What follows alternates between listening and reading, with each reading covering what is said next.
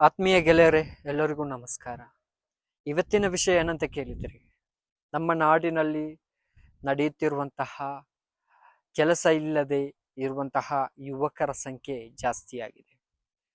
ಅದಕ್ಕೆ ಕೆಲಸ ಕೊಡ್ಲಿಕ್ಕೋಸ್ಕರ ಬಂದದ್ದೇನಲ್ಲ. ಆದ್ರೆ ನಾವು ಕೆಲಸ ಇಲ್ಲ ಅಂತ ಕೂತ್ರೆ ನಮಗೆ ಕೆಲಸ ಇರ್ಲಿಕ್ಕಿಲ್ಲ. ಕೆಲಸ ಇಲ್ಲ ಅಂತ ಕೂತ್ರೆ ನಮಗೆ ಕೆಲಸ ಇರ್ಲಿಕ್ಕಿಲ್ಲ. ಕೆಲಸ ಇದೆ, ನಾವು ಮಾಡಬೇಕಾದಂತಹದ್ದು ತುಂಬಾ ಕೆಲಸ ಇದೆ. ನಮಗೆ ಕೆಲಸ ಮಾಡ್ಲಿಕ್ಕೆ ಮನಸ್ಸಿಲ್ಲ.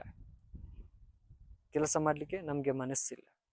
ನಾವು ಕೆಲಸ ಮಾಡಬೇಕು ಬೇಡವೋ ಅಂತ ಯೋಚನೆ ಮಾಡುತ್ತಿರುವಂತಹ ಯುವಕರ ಕಾಲದಲ್ಲಿ ನಾವು ಇದ್ದೇವೆ. ಮೊದಲೆಲ್ಲ ಕೆಲಸ ಸಿಕ್ಕಿದ್ರೆ ಸಾಕು ಅಂತ ನಾವು ಓಡ್ಕೊಂಡು ಹೋಗ್ತಾ ಇದ್ದೇವೆ. ಆದ್ರೆ ಈಗ ಕೆಲಸ ಇಲ್ಲ. ಅದೊಂದು ಕಾರಣ. ಕೆಲಸ ತುಂಬಾ ಇದೆ. ಎಷ್ಟೋ ಜನರಿಗೆ ಕೆಲಸದ ಜನರು ಬೇಕು. ನಮ್ಮ ಕರ್ನಾಟಕದಲ್ಲಿ ಎಷ್ಟು UP ಅವರಿದ್ದಾರೆ, ಹೊರಗಿನ ರಾಜ್ಯದಿಂದ ಬಂದವರು ಎಷ್ಟೋ ಜನರು ಇದ್ದಾರೆ. ಅವರಿಗೆಲ್ಲ ಎಲ್ಲಿ ಕೆಲಸ ಸಿಕ್ಕಿತು? ಯಾರು ಕೊಟ್ಟರು ಕೆಲಸ?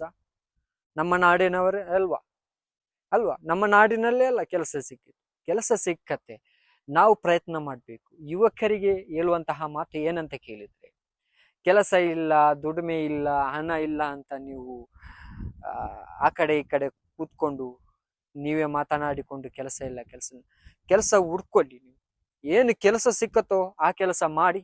ಆ ನಂತರ ನಿಮ್ಮ ನಿಮ್ಗೆ ಏನು ಹಣ ಬಂದ ನಂತರ ಏನು ಆಗ್ಲಿಕ್ಕೆ ಮನಸ್ಸಿದೆ ಅದು ನೀವು ಮಾಡಿ.